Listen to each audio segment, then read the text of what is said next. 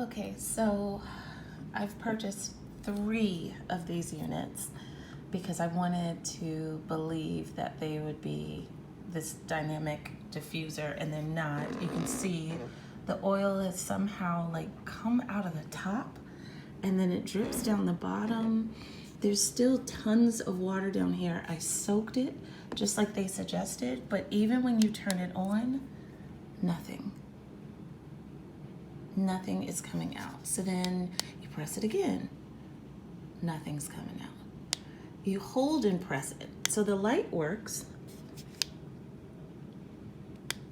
The light works down there, but nothing is coming out of the top except for the oil, and it's ridiculous.